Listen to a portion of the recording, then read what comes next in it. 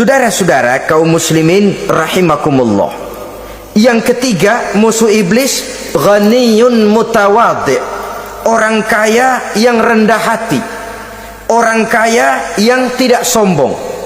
Kaya apa saja, baik kaya oleh karena ilmu, orang yang kaya karena ilmu disebut orang alim. Baik kaya karena materi, orang kaya karena materi dinamakan hartawan. Baik kaya karena kedudukan, orang yang kaya karena kedudukan dinamakan pejabat. Orang kaya yang rendah hati itu musuh iblis. Beruntung dia menjadi musuh iblis. Iblis tidak senang ada orang kaya tidak sombong, tapi iblis paling senang kalau ada orang kaya sombong. Lebih senang lagi iblis kalau ada orang miskin sombong. Masya Allah, orang kaya sombong, walaupun iblis senang, orang masih bilang pantas saja dia sombong, kaya apaan aja punya. Udah miskin sombong, kira-kira yang disombongin apaan? Dalam segala bentuknya sombong ini Allah tidak senang, tapi iblis senang. Kenapa? Karena sponsor sombong iblis. Kan yang pertama kali sombong iblis toh. Ketika disuruh sujud kepada Nabi Adam, dia nggak mau. Ini kesombongan pertama yang terjadi dalam sejarah. Ketika ditanya kenapa kau tidak mau sujud iblis, saya kan dibikin dari api, Adam dari tanah, I am the best. Saya lebih hebat daripada iblis, daripada Adam. Adam baru kemarin dibikin, saya sudah lama. Kata Allah, kamu sombong iblis, ini surga bukan tempat orang sombong, keluar. Terusir dia dari surga. Jadi kesombongan pertama adalah kesombongan yang dilakukan oleh iblis, dan dia tanamkan itu kepada kita supaya jadi orang sombong. Karena itu sombong ilmu Allah nggak senang, tapi iblis senang.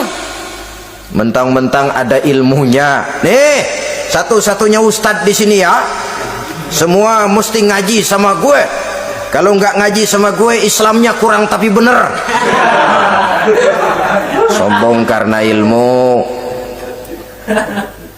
sombong karena pangkat. Mentang-mentang pakai bintang di pundak, jalan pundak duluan. Yang wajar saja hidup ini. Sombong harta pun begitu. Kaum muslimin rahimakumullah, orang kaya yang rendah hati dimusuhi oleh iblis, tapi dicintai Allah, dicintai Rasul, dicintai malaikat. Caranya bagaimana? Kembali kepada satu kesadaran bahwa pada saat terlahir ke alam dunia ini tidak ada yang pernah kita bawa. Kalau sekarang kita punya rumah, punya kebun, punya kendaraan, punya pabrik, punya segala macam benda, apa itu? Titipan. Pada suatu saat akan diambil kembali oleh yang menitipnya. Kalau titipan itu pandai kita jaga, pandai kita syukuri, titipan akan makin banyak. Sama juga kita dalam kehidupan. Kalau orang bisa kita percaya, saya mau pergi ke luar negeri, rumah saya titip kepada tetangga. Saya pulang dari luar negeri, isi rumah tetap tidak berkurang, malah dibersihi, malah disapu, dihilangkan kotorannya. Tentu bukan main syukur saya, girang saya. Akan bertambah kepercayaan saya untuk menitipkan apa saja. Ini makna la in syakartum la azidannakum wa la in kafartum inna azabi lasyadid. Kalau kamu pandai bersyukur, aku tambah nikmat. Tapi kalau kamu ingkar, azabku teramat pedih. Artinya apa? Nikmat bisa berubah menjadi azab kalau kita tidak pandai mensyukurinya. Ma'asyiral muslimin rahimakumullah, orang yang kaya ilmu lalu rendah hati, tidak selalu ingin menonjolkan diri. Ini kadang-kadang yang tanggung ini yang bikin berabe. Alim bener enggak, geblek bener juga enggak. Yang sedikit-sedikit mau nonjolin diri.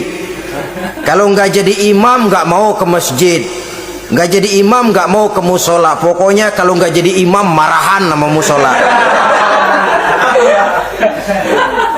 macam mana saudara-saudara kaum muslimin rendah hati, tidak selalu ingin menonjolkan. Sebab orang yang selalu ingin menonjolkan dirinya biasanya orang yang kekurangan kepercayaan kepada kemampuan dirinya sendiri. Dia selalu ingin dinomorsatukan, dia selalu ingin ditempatkan pada ranking teratas. Dia tidak percaya diri. Orang yang percaya diri dapat bersikap wajar dalam kehidupan. Begitu juga kaya karena harta, dengan menyadari bahwa harta bagaimanapun banyaknya titipan dari Allah, pada suatu saat akan kembali. Dia harus dimanfaatkan sesuai dengan kehendak yang menitipnya. Begitu juga kaya oleh karena pangkat, kedudukan dan jabatan, pada suatu saat jabatan itu akan hilang dari diri kita. Karenanya sering saya jelaskan bahwa pangkat di dunia ini yang paling tinggi pensiun, titel yang paling akhir almarhum. Saudara setuju atau tidak, titel itu akan saudara dapat. Bagaimanapun kita cinta kepada pangkat, kedudukan, entah pada akhirnya suatu saat akan sampai kepada posisi yang namanya pensiun. Kalau sadarlah kita kepada pemikiran ke arah sana, maka untuk mencapai kekayaan, baik kekayaan harta, kekayaan kedudukan, tidak lalu menghalalkan segala cara untuk mencapai tujuan, tapi dibatasi oleh norma dan kaedah yang harus dia taati, baik kaedah agama maupun kaedah bernegara. Inilah orang ketiga yang menjadi musuhnya iblis, orang kaya yang rendah hati, orang kaya yang tidak sombong. Yang keempat, saudara-saudara, tajirun shadiq, pedagang, pengusaha yang jujur. Iblis gedek betul, benci bukan main sama pengusaha, sama pedagang yang jujur, yang tidak ngurangi timbangan, tidak nipu pembeli, tidak barang yang jelek dibilang bagus, atau yang bagus di atas yang jelek di bawah, atau dicampur yang baik dengan yang jelek supaya kelihatan semuanya jadi baik. Semua orang ingin untung, tidak ada kecuali siapapun orangnya, dan itu wajar. Setiap manusia ingin mendapat keuntungan, kalau perlu dengan modal minimal mencapai keuntungan maksimal, seperti yang diajarkan oleh teori ekonomi. Itu kan yang namanya produktif kan. Satu usaha dinamakan produktif, bagaimana kita mengeluarkan modal minimal bisa mencapai keuntungan maksimal. Silakan. Bahwa manusia ingin untung itu insting, naluri, fitrah, tidak ada orang yang mau rugi. Tapi cara mencapai keuntungan itu yang membedakan antara seorang muslim dengan yang bukan muslim. Sudah pernah saya sampaikan, apabila kaum pengusaha, para pedagang sudah dijangkiti penyakit yang tidak jujur, yang akan timbul adalah kekacauan ekonomi. Kekacauan ekonomi bisa menimbulkan revolusi sosial, dan revolusi sosial merupakan kiamat satu generasi. Semua kericuhan hampir bermuara dari perut, dan itu ekonomi.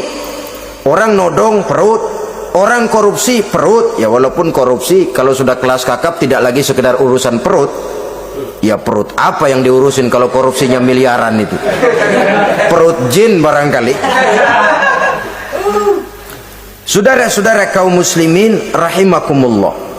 Oleh karena itu, pedagang yang jujur, pengusaha yang jujur, ini merupakan musuh iblis. Iblis tidak senang kalau ada pengusaha yang jujur. Iblis tidak senang kalau ada pedagang yang jujur. Tapi iblis akan tepuk tangan kalau pedagang sudah selingkuh, kalau pengusaha sudah nipu. Ada orang bilang, sekarang mah kalau jujur-jujur bener nggak makan apa-apa dong kita. Sebab katanya jangan lagi nyari yang halal, sekarang ini yang haram aja seret. Rupanya sering masang undian nggak pernah kena. Lalu bilang jangan yang halal, yang haram aja nggak kena-kena katanya. Sebenarnya bukan itu masalahnya, saudara-saudara. Bukan itu masalahnya. Masalahnya ialah bahwa kejujuran membawa keberkahan. Ini kalau kita berpikir dengan kacamata agama. Keberkahan merupakan sumber ketenangan. Dan ketenangan ini tidak bisa dibeli dengan materi yang bagaimanapun banyaknya. Walaupun kita punya percetakan duit, ketenangan itu nggak bisa dibeli. Jangankan cuma punya duit banyak, percetakan duit saudara punya, mau membeli ketenangan yang berasal dari keberkahan, sulit. Jadi kejujuran membawa keberkahan, keberkahan membawa ketenangan. Jangan macam dulu tukang sol sepatu, ditanya oleh temannya, bang ngesol satu hari dapat berapa? 200 rupiah. Sembayang enggak? Enggak. Islam? Islam, kalau Islam kata temannya, sembayang dah, kali aja besok dapat rezeki lebih banyak. Yang benar, iya, sebab kalau orang sholat itu Allah dekat, nanti rezekinya ditambah. Bener, bener. Subuh sembayang dia, habis sembayang sarapan berangkat ke tempat dia ngesol, mangkal. Dari pagi sampai jam 11 belum ada juga yang ngesol. Mulai bimbang hatinya. Katanya kalau sembayang rezeki tambah, tadi sembayang subuh sampai gini hari belum ada yang ngesol. Cobaan kali, sabar. Datang sholat zohor, habis zohor nunggu lagi, belum juga ada yang datang ngesol. Udah mau pulang hampir maghrib, baru datang satu orang dandanin sendal jepit putus.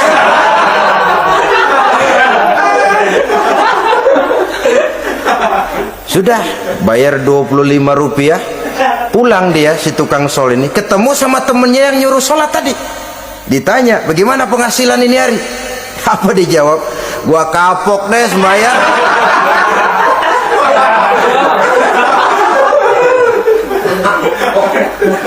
Kemarin nggak sembahyang dapat 200, sekarang begitu sembahyang jigo.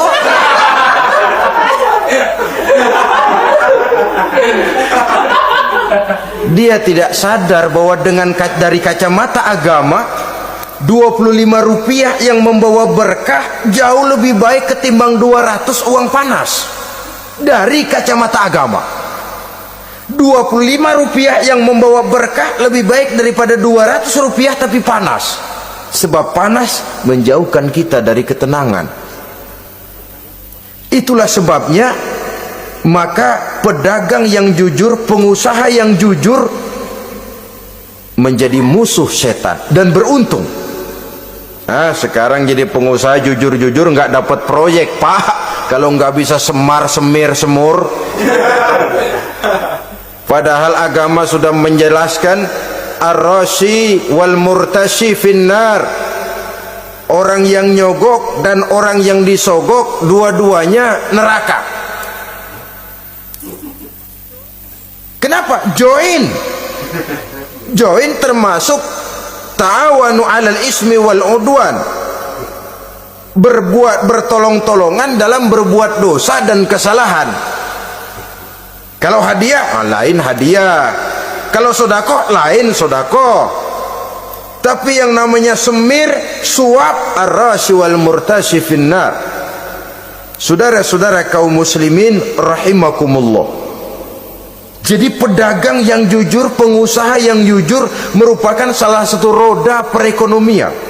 Kegoncangan ekonomi akan menimbulkan dampak sosial yang sangat luas dan kompleks, yang pada giliran puncaknya, dampak paling negatifnya, dia sanggup menggerakkan terjadinya revolusi sosial. Bukankah sebagian besar gerak hidup manusia dimotivasi oleh keinginan untuk mempertahankan kelangsungan hidup?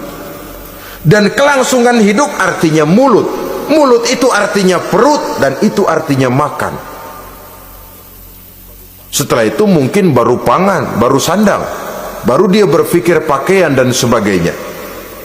Jadi karena dia merupakan penggerak roda ekonomi, pedagang yang jujur, pengusaha yang jujur mutlak diperlukan dalam kehidupan ini. Sebab sekali lagi, kejujuran akan membawa keberkahan, keberkahan memberikan ketenangan dalam kehidupan. Oleh karenanya kita umat Islam, biarin duit kita banyak, asal berkah. Itu tentu idealnya.